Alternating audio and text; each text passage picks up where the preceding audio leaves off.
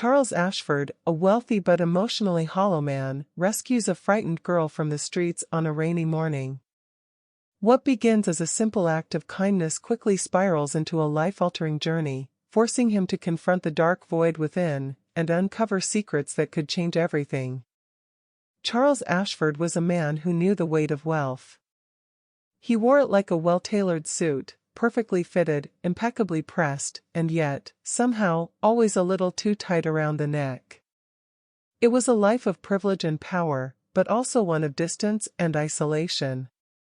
Raised in a grand estate by nannies and tutors, Charles had grown accustomed to the coldness of empty halls and the echo of his own footsteps.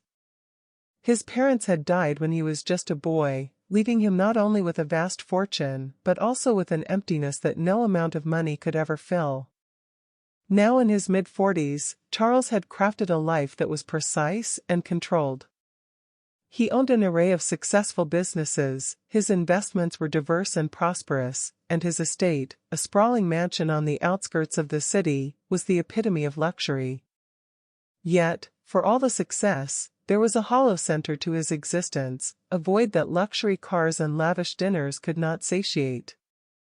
His heart had grown accustomed to the solitude, to the point where he rarely questioned it.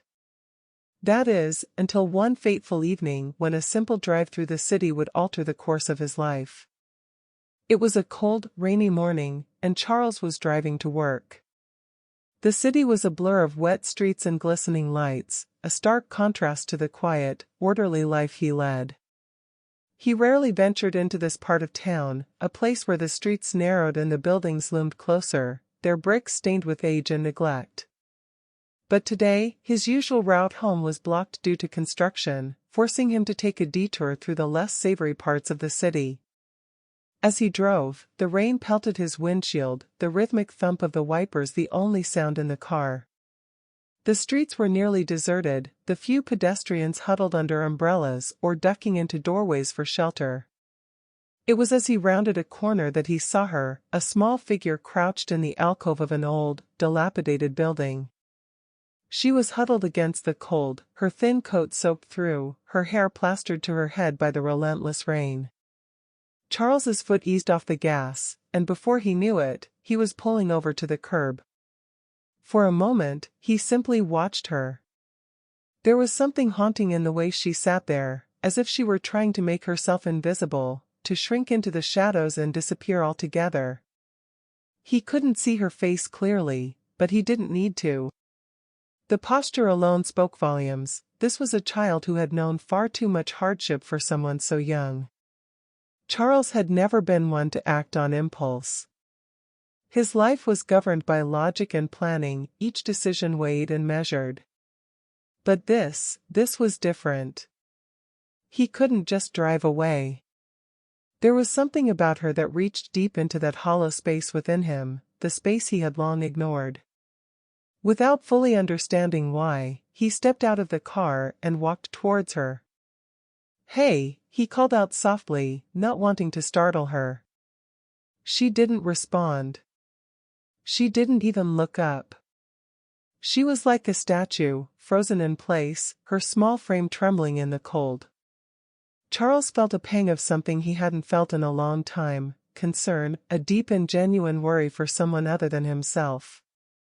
He crouched down a few feet away from her, keeping his voice gentle. "Are you all right? Do you need help?" The girl finally lifted her head, and when their eyes met, Charles felt his breath catch. Her eyes were large, dark, and filled with a mixture of fear and exhaustion that no child should ever have to carry. She couldn't have been more than 10 or 11, yet those eyes spoke of experiences far beyond her years. For a long moment, they just looked at each other, the rain continuing to pour around them. Charles could see she was frightened, and who could blame her? Here was a strange man, dressed in an expensive suit, offering help out of nowhere. He wasn't sure how to convince her he meant no harm, but he knew he couldn't leave her there. "I'm not going to hurt you," he said quietly. "I just want to help. It's too cold and wet to be out here. Let me take you somewhere safe, okay?" She didn't move, didn't speak, but something in her gaze shifted, a small flicker of trust. It wasn't much, but it was enough for Charles. He stood up slowly and extended his hand to her, holding his breath as he waited. For a moment, he thought she might refuse. But then, with a hesitancy that broke his heart, she reached out and took his hand. Her small, cold fingers curled around his, and he gently pulled her to her feet. "Let's get you out of the rain," he said, leading her towards his car. She followed him silently, her movements stiff and cautious. He opened the passenger door for her, and she slipped inside without a word. Charles circled back to the driver's side and got in, cranking up the heat as soon as the engine roared to life. He turned the car and headed back home. They drove in silence, the city's lights reflecting off the wet streets. Charles kept glancing at her from the corner of his eye, noting the way she held herself, still tense and wary. He wanted to say something, to offer some reassurance, but words failed him. Instead, he focused on the road, guiding them towards his home. When they arrived at the mansion, Charles parked the car and looked over at her. She hadn't moved, her eyes fixed on her lap. Gently, he touched her shoulder, and she flinched but didn't pull away. "We're here," he said softly. "Let's get you inside." The girl nodded, barely perceptibly, and together they stepped out of the car. Charles led her up the stone steps to the grand entrance of his home. The door swung open, revealing the warm, inviting interior. His housekeeper, Mrs. Lawson, appeared in the doorway, her expression a mixture of surprise and concern. "Mr. Ashford?" she began, her gaze shifting to the girl. "Please, Mrs. Lawson," Charles interrupted. "Prepare a room and get her some dry clothes. She'll be staying with us." Mrs. Lawson nodded quickly, sensing the urgency in his tone. "Of course, sir. Right away." As Mrs. Lawson hurried off, Charles looked down at the girl. "You'll be safe here," he assured her. "No one will hurt you." The girl remained silent, but she followed him inside, her steps slow and deliberate. Charles guided her to a seat by the fireplace, where she could warm up. He wanted to ask her so many questions, what her name was, where she had come from, how long she had been alone, but he knew it wasn't the time. She needed to feel safe first, to trust that he wasn't like all the others who had let her down. Charles cleared his throat, breaking the silence. "I need to go to work for a few hours," he said, trying to keep his tone light, non-threatening. "Mrs. Lawson and Mr. Henderson will take care of you while I'm gone." The girl didn't respond. She didn't even look up. Her gaze remained fixed on her hands, her fingers absently tracing the edge of the armchair. Charles exchanged a glance with Mrs. Lawson, who gave him a small, reassuring nod. "We'll look after her, Mr. Ashford," she said softly. "Don't you worry." Charles continued. "Please have the driver take you to get her new clothes, and other provisions she will need. He will take you anywhere you need to sort her out," he said. "Of course, Mr. Lawson, you do not need to worry, we will get everything she needs," Mrs. Lawson replied efficiently. He hesitated, a sense of unease gnawing at him. He had never been particularly good with children, didn't understand their needs, their fears. But this girl, with her silent gaze and fragile appearance, stirred something protective within him. He didn't want to leave her, not when she was still so clearly afraid. But work called, and Charles was not a man who shirked his responsibilities. So, with one last look at the girl, he nodded and left the room, the soft click of the door behind him echoing in his mind long after he had walked away. The day was a blur of meetings and paperwork, his usual efficiency dulled by a nagging concern for the child he had left behind. By the time he returned home, it was late afternoon, the sun casting long shadows across the manicured lawns of his estate. He stepped inside, the familiar scent of polished wood and fresh flowers greeting him, but it did little to soothe his unease. He found Mrs. Lawson in the kitchen, her hands busy kneading dough for the evening's bread. She looked up as he entered, wiping her flour-dusted hands on her apron. "How is she?" Charles asked, unable to keep the worry from his voice. Mrs. Lawson sighed, her brow creased with concern. "She's been difficult, sir. Refused to eat or drink anything after you left. She wouldn't let us help her, not even to change into fresh clothes. And, well, she's been hiding." "Hiding?" Charles repeated, a frown tugging at his lips. "Yes, sir. We found her curled up inside the closet under the stairs. She wouldn't come out, not for hours." Charles felt a tightness in his chest, a mixture of frustration and sympathy. "Where is she now?" "She's still in the closet, sir. She refuses to speak to any of us, and she's so frightened. I didn't know what else to do." Without another word, Charles turned and made his way to the small closet. The house was quiet, the thick carpets muffling his steps as he approached. The door to the closet was slightly ajar, and as he gently pushed it open, he saw her, curled up in the corner, knees drawn to her chest, her face buried in her arms. For a moment, he simply stood there, his heart aching at the sight of her so small and scared. She was trying to disappear, to make herself as invisible as possible, and it struck him just how deeply her fear ran. "Hey," he said softly, kneeling down to her level. "It's just me. There's no need to be scared." The girl didn't move, didn't acknowledge his presence, but he could see the slight tremble in her shoulders. Charles took a slow breath, searching for the right words, words that wouldn't frighten her further. "I know it's hard," he continued gently. "You've been through a lot, and I can't imagine how scary this all must be. But I promise, no one here will hurt you. You're safe now." There was a long silence, the only sound the soft ticking of a nearby clock. Then, slowly, the girl lifted her head, her eyes meeting his. The fear was still there, but so was something else, something that looked like hope, as fragile as a wisp of smoke. Charles extended his hand to her, just as he had the night before. "Will you come out? Please?" For a moment, he thought she might refuse. But then, with a hesitancy that made his heart squeeze, she reached out and placed her hand in his.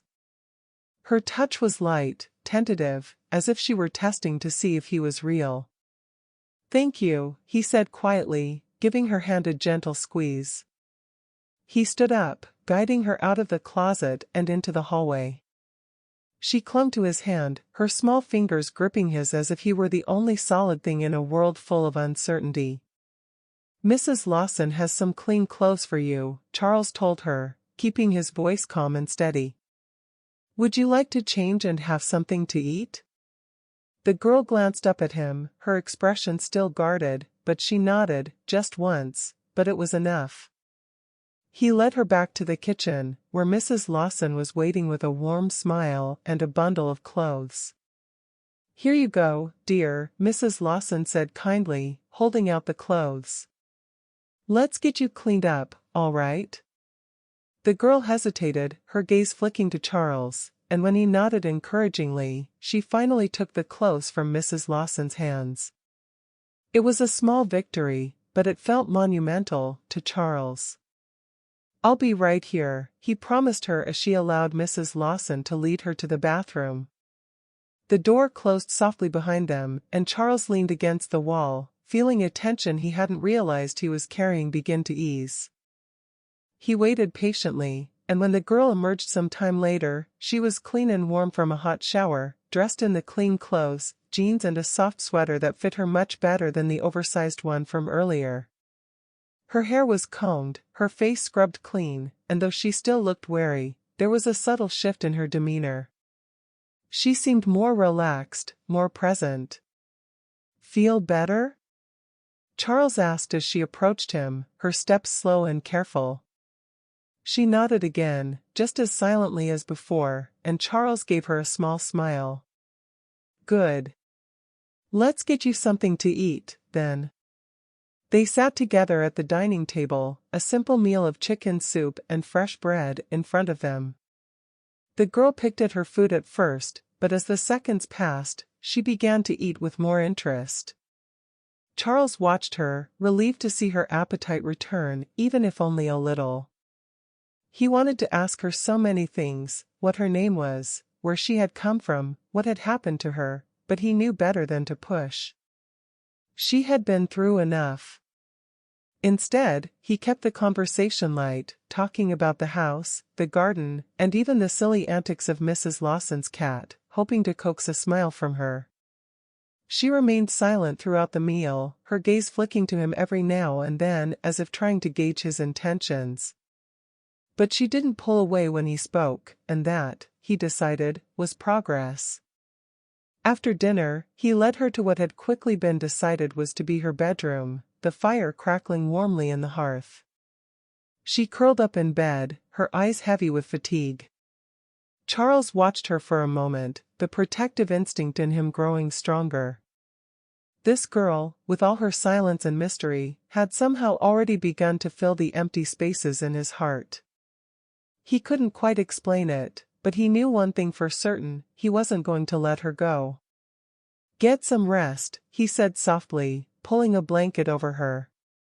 We'll figure everything out in the morning.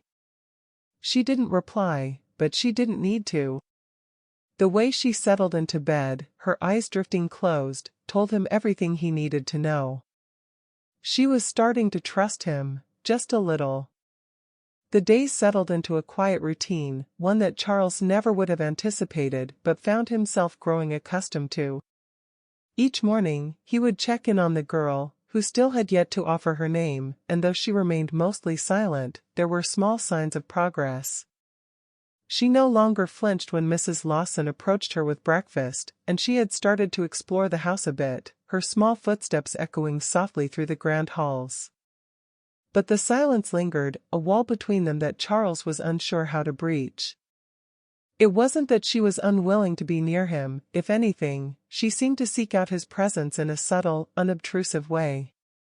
She would sit quietly in the same room while he worked or read, never saying a word, but always close enough that he felt her there. Yet, despite these small gestures, she kept her distance in other ways, her eyes guarded, her lips sealed.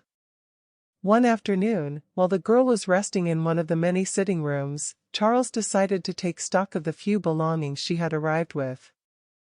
It wasn't much, just a small, battered backpack that had seen better days. He hesitated for a moment, feeling a pang of guilt at the thought of going through her things without her permission. But there was a deeper need driving him, a desire to understand her, to help her in whatever way he could. Gently, he unzipped the backpack and began to sort through its contents. There wasn't much to find: an old, threadbare sweater, a crumpled map of the city, a few odds and ends that looked like they had been scavenged from the streets. But tucked away at the bottom of the bag, hidden beneath a faded scarf, was a small, worn diary. Charles picked it up carefully, turning it over in his hands. The cover was frayed, the pages yellowed with age and use. It was clear this little book had been through a lot, and it struck him that this might be the only link the girl had to her past. He debated whether or not to read it. After all, it was a deeply personal item, something that belonged to her alone.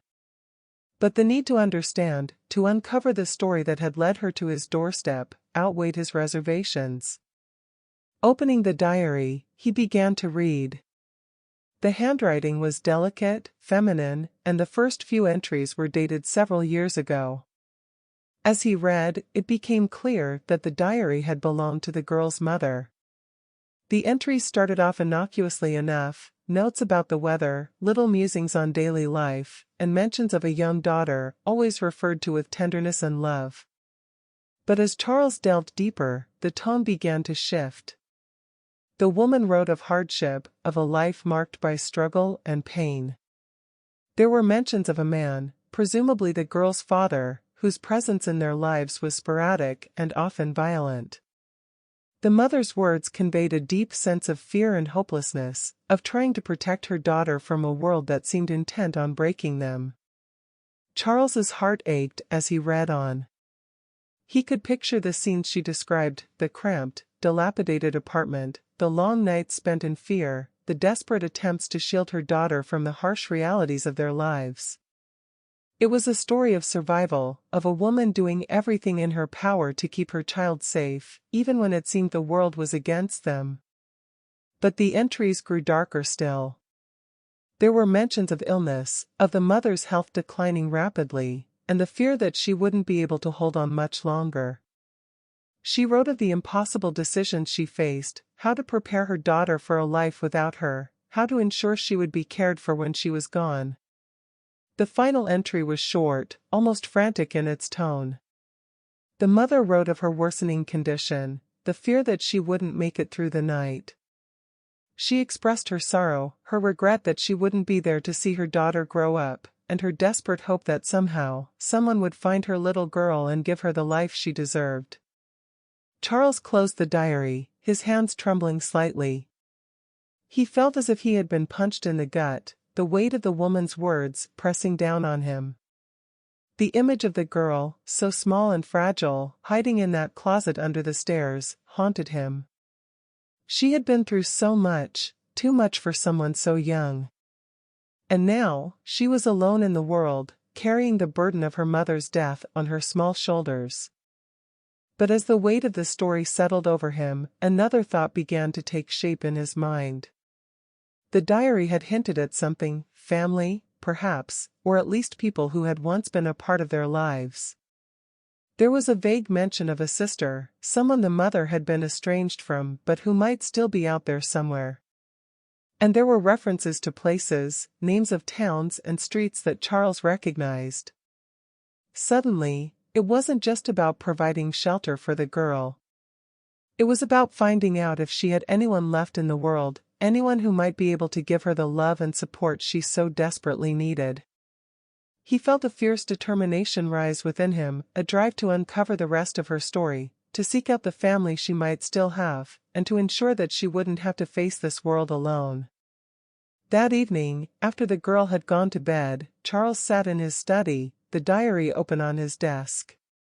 He made a list of the names and places mentioned, noting down anything that might serve as a clue in his search. He knew this wasn't going to be easy. The mother's life had been chaotic, filled with broken ties and lost connections. But Charles was nothing if not resourceful, and he had the means to track down people, to uncover truths that others might overlook. The first step, he decided, would be to hire a private investigator, someone who could help him piece together the fragments of the mother's past. He also considered contacting social services, though he hesitated at the thought. There was always the risk that they might try to take the girl away, to place her in a system that Charles had little faith in. No, he needed to tread carefully, to protect her as best he could while still searching for answers.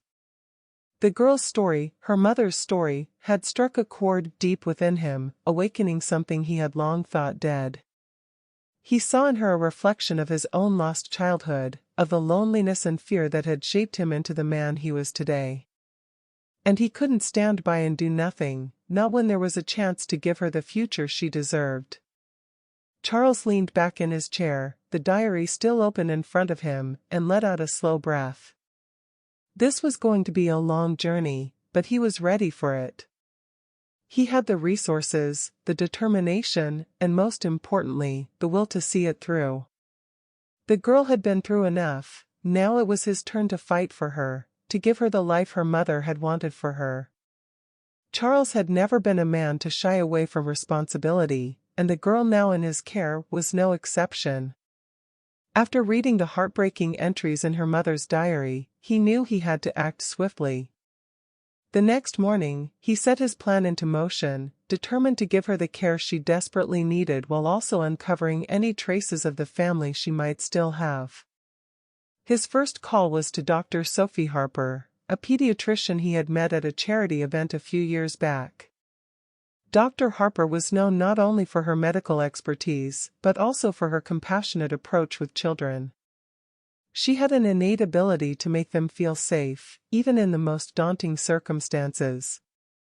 Charles had seen her in action before and trusted her implicitly. When he explained the situation over the phone, Dr. Harper's response was immediate. "Bring her in as soon as you can," she said, her voice calm but filled with concern.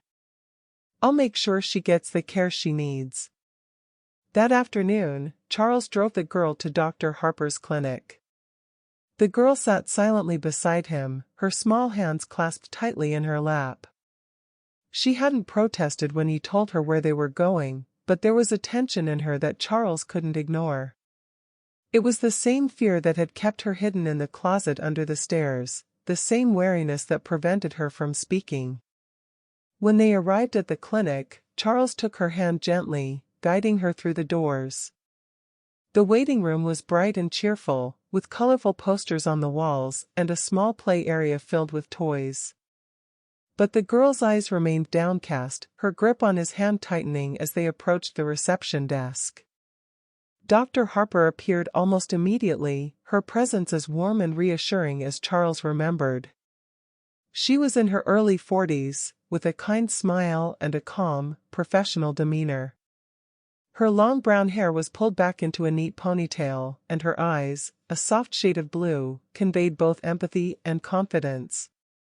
"Hello, Charles," she greeted him, her gaze shifting to the girl. "And you must be our special visitor." The girl didn't respond, but she didn't pull away when Dr. Harper knelt down to her level, giving her a reassuring smile. "I'm Dr. Sophie," she said gently. "You're in good hands, I promise. Let's go somewhere quiet where we can talk, all right?"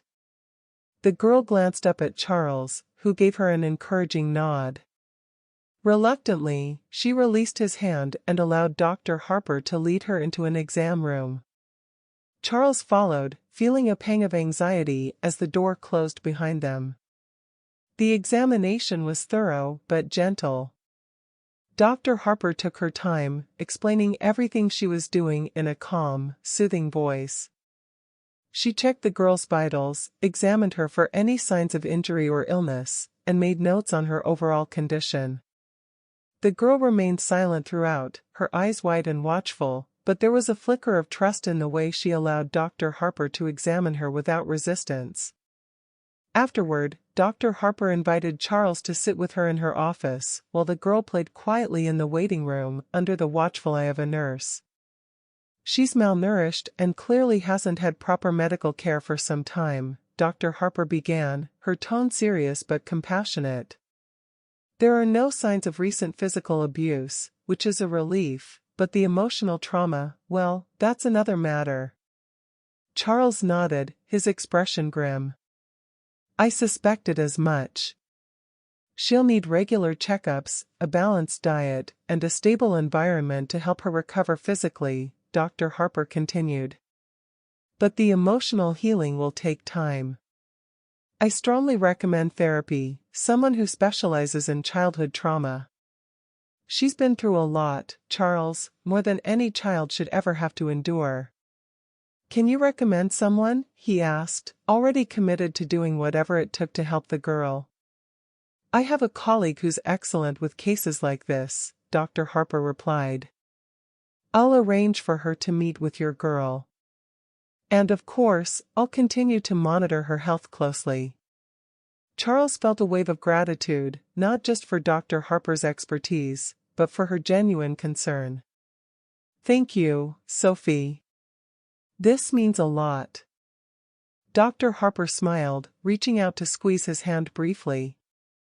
"You're doing the right thing, Charles. She's lucky to have you looking out for her." As they left the clinic, Charles couldn't help but notice that the girl seemed a little less tense, as if Dr. Harper's gentle manner had eased some of her fears. She still didn't speak, but there was a subtle shift in her demeanor, a small step forward. Over the next few days, Charles worked tirelessly to secure the resources the girl needed.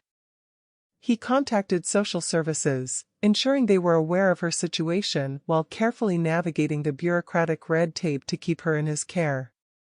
He also reached out to the police, providing them with what little information he had from the diary in hopes of tracing any missing persons reports that might lead to her family. When the police and school services came back with no answers, he began his private search for her relatives. He hired a private investigator, a seasoned professional named Robert Langston, to track down the names and places mentioned in the diary. Langston was discreet and thorough, with a reputation for uncovering even the most elusive leads. Charles knew he was the right man for the job. Days turned into a blur of activity, with Charles juggling his work and his newfound responsibilities. The girl was always on his mind, her silence a constant reminder of the fragility of her situation. But he didn't let it deter him. Instead, he focused on creating a stable, nurturing environment for her, one that would allow her to heal at her own pace. The therapist Dr. Harper had recommended, a kind woman named Dr. Elaine Thompson, began visiting the house regularly. She had a gentle, unassuming presence that seemed to put the girl at ease.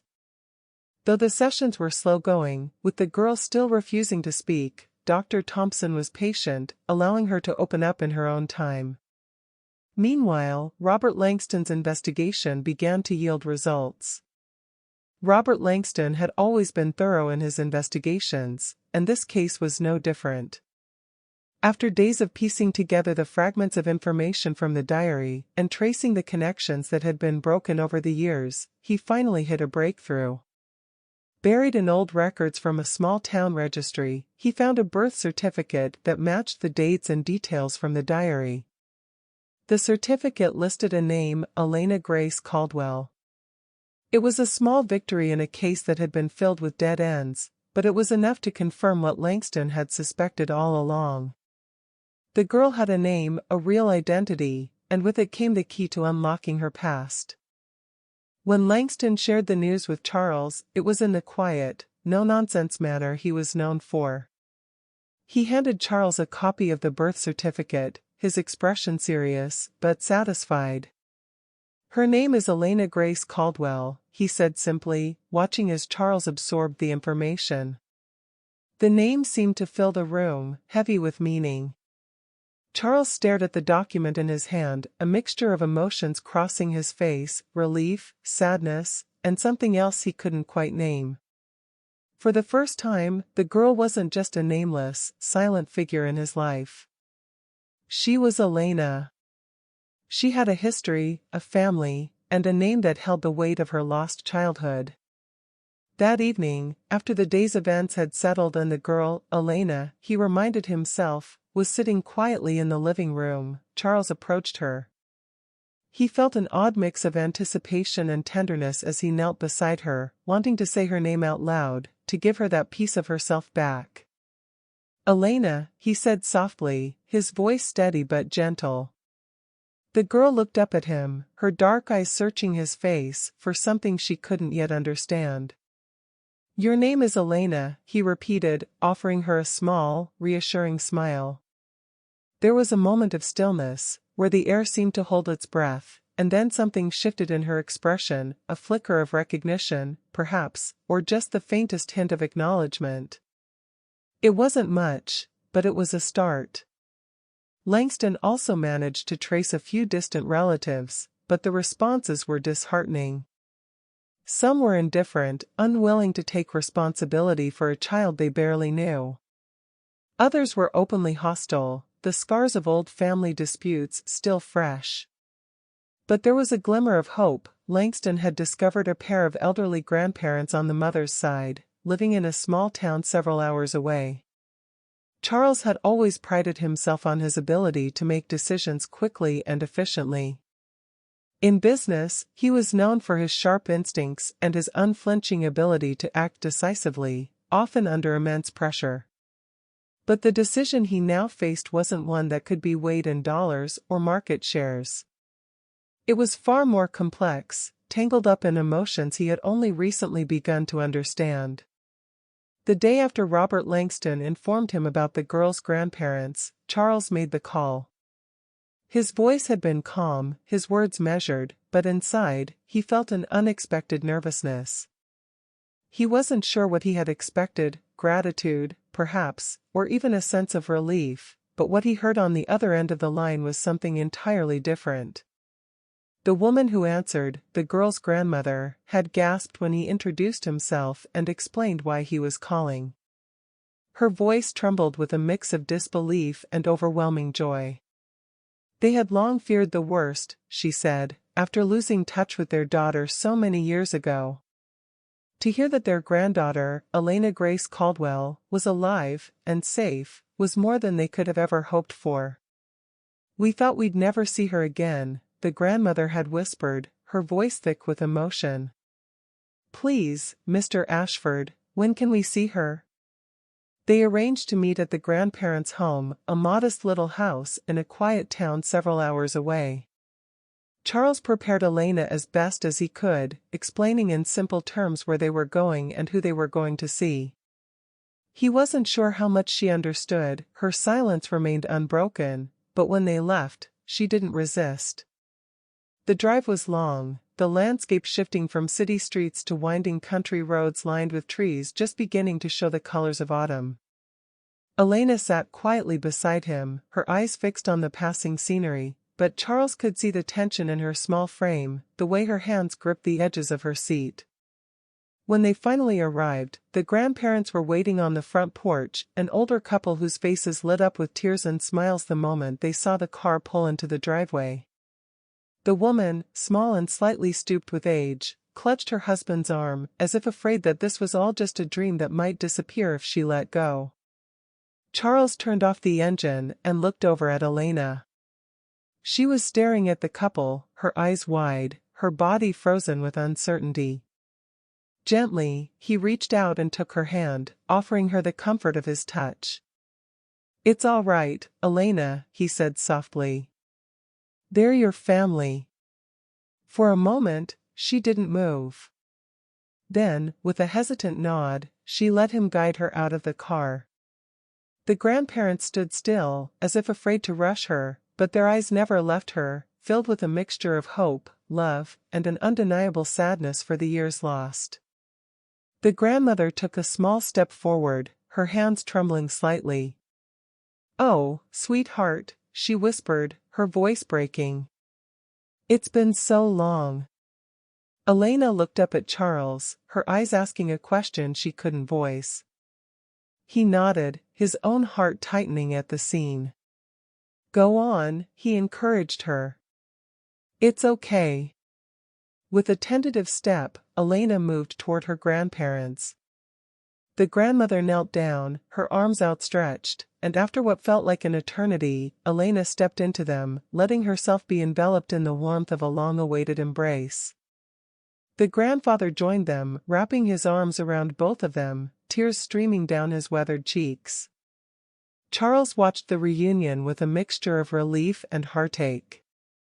This was what he had wanted for her, a connection, a family, a sense of belonging that he knew she needed. And yet, there was a part of him that felt a sharp pang of loss, as if in reuniting her with her family, he was also letting go of something precious. They spent the afternoon together, the grandparents showing Elena around their small home, introducing her to the few pets they had, a lazy cat and an old dog who seemed just as excited as the grandparents to meet her. Elena's silence remained, but she clung to her grandmother's hand, and every now and then, a small, hesitant smile would flicker across her face. It was more than Charles had seen in all the time she had been with him. As the day wore on, the question that had been lurking in the back of Charles's mind began to surface. The grandparents were loving and kind, that much was clear. But they were also elderly, and lived in modest circumstances. The house was clean and cozy, but it was small, and there were signs of the financial strain they had endured over the years. Charles knew they would do everything in their power to take care of Elena, but he also knew how difficult it would be. The costs of raising a child were high, and Elena needed more than just love, she needed medical care, therapy, education, and the stability that he had been able to provide since she had come into his life. As they sat together at the small kitchen table, sipping tea and watching Elena play with the dog in the yard, Charles broached the subject carefully. "I'm so glad we were able to find you," he began, his voice steady. "She's been through a lot, and I know she's in good hands with you." The grandparents exchanged a glance, a silent conversation passing between them. The grandfather nodded, his expression grave. "We're so grateful, Mr. Ashford. We've missed her so much." "But we're all so old," the grandmother added softly, her eyes filled with worry. "And we don't have much. We'd do anything for her, but we know it won't be easy." Charles nodded, appreciating their honesty. "I want to help," he said. "I can provide financial support, whatever you need to make sure she's taken care of." The grandmother reached out and took his hand, squeezing it with surprising strength. "You've already done so much for her," she said, her voice trembling with emotion. "We don't want to take advantage of your kindness." "You're not," Charles assured her. "I just want what's best for Elena." There was a long silence, broken only by the sound of the dog barking playfully in the yard. The grandparents exchanged another glance, this one filled with unspoken understanding. "You've been caring for her, haven't you?" the grandfather asked gently. "She's comfortable with you?" Charles nodded slowly, his chest tightening with a mix of emotions. "Yes, but I don't want to keep her from you. I'm just trying to figure out what's best." The grandmother looked out the window, watching Elena with a soft smile. "She deserves the best of both worlds," she said quietly. "She needs her family, but she also needs the stability you can offer. Maybe we can work together, for her sake." Charles felt a wave of relief wash over him. It was the solution he hadn't dared hope for, a way to keep Elena in his life, while also ensuring she had the connection to her family that she so desperately needed. "We can do that," he agreed, his voice filled with quiet determination. "We'll do whatever it takes." The grandparents nodded, their expressions filled with gratitude and something more, hope. They had found their granddaughter again, and together with Charles, they would make sure she had the love, care, and future she deserved. Dr. Sophie Harper had always been dedicated to her work, but there was something different about the way she approached Elena's case. From the first time she examined the little girl, Sophie had felt an overwhelming sense of protectiveness. It wasn't just the medical aspects that concerned her, it was the silent fear in Elena's eyes, the way she clung to Charles as if he were the only solid ground in a world that had been nothing but shifting sand. Over the weeks, Sophie became a constant presence in their lives. She visited the mansion regularly, not just for medical checkups, but to offer guidance on Elena's emotional well-being. She often found herself lingering after their sessions, discussing with Charles the small but significant progress Elena was making. Each time she left, she couldn't help but be moved by the transformation she saw in both of them, the way Charles had gone from a man of calculated precision to one who made decisions with his heart, and the way Elena had begun to emerge from her shell, slowly but surely. It wasn't long before Sophie realized she was becoming emotionally invested in more than just Elena's recovery. She found herself looking forward to her conversations with Charles, noticing the small details about him that she hadn't before, the way his eyes softened when he talked about Elena, the quiet strength in his voice when he spoke of the decisions he was making for her future. Charles, too, had noticed the change in their interactions. There was something about Sophie's presence that made the heavy burden he carried feel lighter. She was more than just a doctor, she was someone who understood the emotional complexities of the situation, someone who cared deeply for Elena and, by extension, for him. One evening, after a particularly difficult day, Sophie stayed a little longer than usual. Elena had been withdrawn, her progress seeming to stall, and it weighed heavily on Charles. They sat together in the study, the crackling fire providing a comforting backdrop as they sipped their tea. Sophie was the first to break the silence. "She's doing better than you think, you know," Sophie said, her voice gentle but firm. "Progress isn't always linear. There will be good days and bad days, but the important thing is that she feels safe and loved." Charles looked at her, gratitude and something else flickering in his eyes. "It's just hard not to feel like I'm failing her when she shuts down like that." "You're not failing her," Sophie assured him, placing a hand on his arm. "You've given her more than most people would even think to offer. You took her from the street, gave her a home, and most importantly, you care about her in a way that no one else ever has." The warmth of her hand on his arm sent a jolt through Charles, one he hadn't expected. He had always admired Sophie's professionalism and compassion, but in that moment, he realized there was something deeper growing between them. It wasn't just about their shared concern for Elena, it was about the way they understood each other, the way Sophie seemed to see through the walls he had built around himself for so many years. As their eyes met, the unspoken connection between them became undeniable. Charles felt a pull toward Sophie, something gentle yet insistent, and he could see the same awareness in her gaze. For a moment, they simply sat there, the silence thick with possibility. "Thank you, Sophie," Charles said softly, his voice carrying more meaning than just gratitude for her medical expertise. "I don't know what I'd do without you." Sophie smiled, her hand still resting on his arm. "You're stronger than you think, Charles. But I'm glad I can be here to help." They both knew there was more to be said, but neither of them was quite ready to cross that line just yet. Instead, they allowed the moment to linger, content with the understanding that something was shifting between them, something that might change everything if they let it. Over the next few weeks, their relationship continued to evolve. Sophie became more than just a doctor to Elena, she became a friend, a confidant, someone who brought warmth and light into their lives. Charles found himself looking forward to her visits, not just for the guidance she offered, but for the comfort of her presence.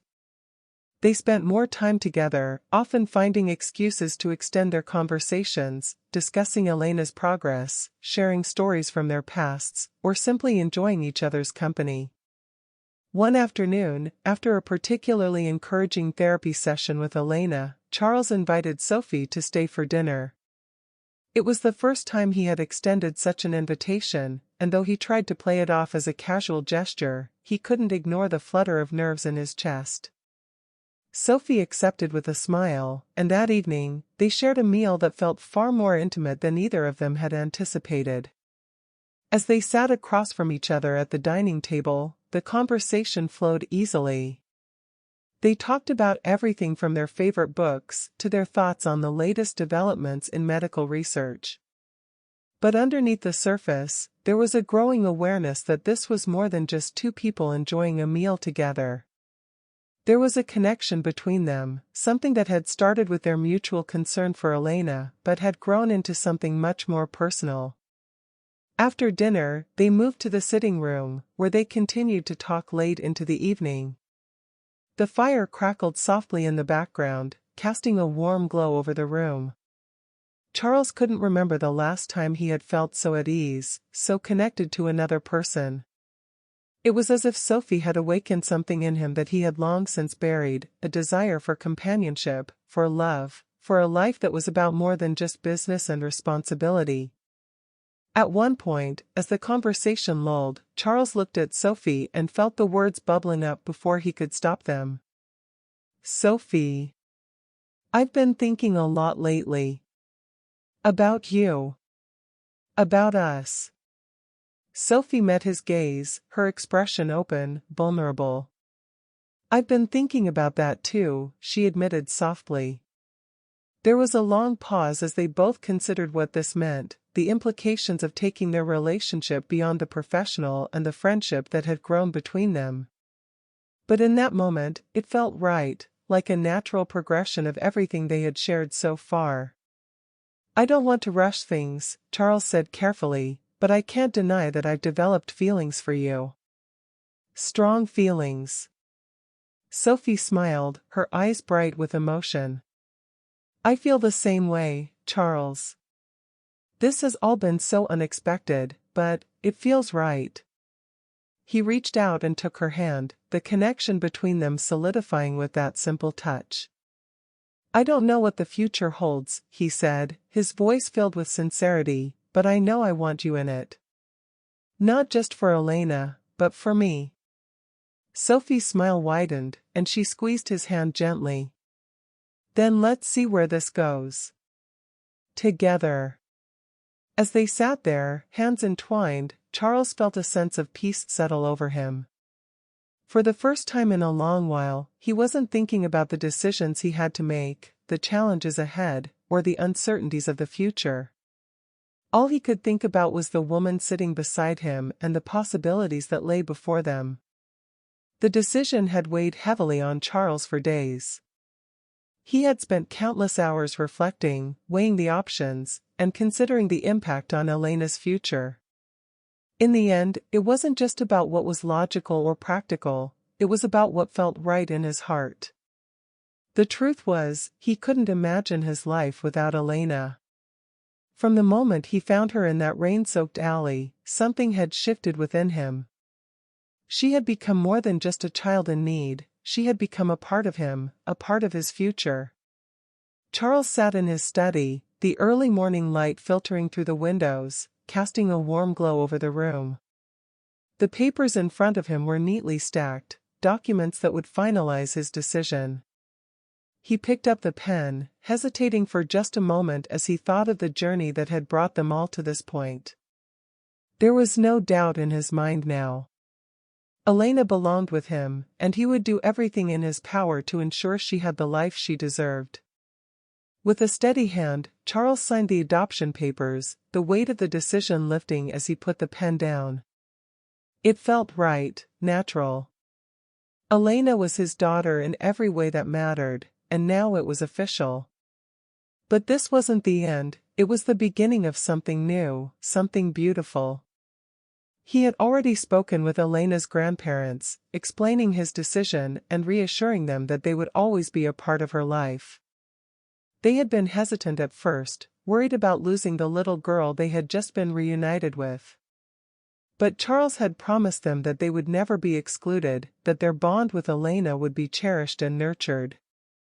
To ease their concerns, he had also committed to supporting them financially, ensuring that their modest home would be a place of comfort and stability. He wanted Elena to feel that she had two homes filled with love, not just one. Later that day, Charles found Elena in the garden, her favorite place in the mansion. She was sitting on the stone bench, watching the birds flit from branch to branch in the old oak tree. The garden had become a place of solace for her, a quiet space where she could breathe, think, and heal. Charles approached her slowly, not wanting to startle her. Elena, he called softly, sitting down beside her on the bench. There's something I want to talk to you about. She looked up at him, her dark eyes searching his face. Though she still didn't speak much, her expressions had become more open, more trusting, and Charles could see the question in her gaze. I've made a decision, he continued gently, taking her small hand in his. I want to adopt you. I want you to be a part of my family, officially. But I also want you to know that your grandparents will always be a big part of your life. You'll have two homes, and we'll all be one family, together. Elena didn't speak, but her eyes filled with tears, tears that Charles knew were a mix of relief, joy, and perhaps a little bit of the fear of the unknown. He squeezed her hand, offering her the reassurance she needed. You don't have to be afraid, he said softly. You're not alone anymore. We're in this together. A single tear slipped down her cheek, and she nodded, leaning into him. Charles wrapped his arms around her, holding her close as she let herself cry, her small frame shaking with the release of so much emotion. It was a moment of profound connection, one that Charles knew he would never forget. The weeks that followed were filled with changes, but they were the kind that brought warmth and life back into the mansion. Sophie continued to be a constant presence, her relationship with Charles deepening with each passing day. She was no longer just the doctor who had come to care for Elena, she was part of their family. The three of them spent more time together, creating new routines, new traditions. Sophie often joined them for dinner, and afterward, they would sit in the living room, Elena nestled between them as they read stories or simply talked about their day. The adoption process moved swiftly, thanks to Charles's resources and determination. Soon enough, the day came when Elena legally became his daughter. They marked the occasion with a quiet celebration, just the three of them and Elena's grandparents, who had traveled to be there for the momentous day. There was no grand party, no fanfare, just the simple, heartfelt joy of a family coming together. That evening, after the grandparents had returned to their hotel, Charles, Sophie, and Elena sat together in the living room, the fire crackling warmly in the hearth. Elena was curled up on the sofa between them, a soft smile on her face as she drifted off to sleep, her head resting on Sophie's shoulder. Charles looked over at Sophie, his heart swelling with love for the woman who had not only helped him navigate the complexities of caring for Elena, but who had also become the center of his world. He reached out, taking her hand in his, and she turned to meet his gaze, her eyes reflecting the same deep affection. "I never imagined my life would turn out like this," Charles admitted quietly, his voice filled with wonder. "But I'm so grateful that it did." Sophie smiled, leaning in to kiss him softly. "I am too," she whispered. "We found something so special, Charles. Something worth holding on to." As they sat there, watching Elena sleep peacefully between them, Charles knew that his once lonely mansion had become a true home, a place filled with love, laughter, and the promise of a future they would build together. The house was no longer just a place to live, it was a place where life happened, where a family had found each other against all odds. And as they looked ahead to the future, Charles felt a sense of contentment that he had never known before. He had found his purpose, his reason for being, and it was right here, in the warmth of this new beginning.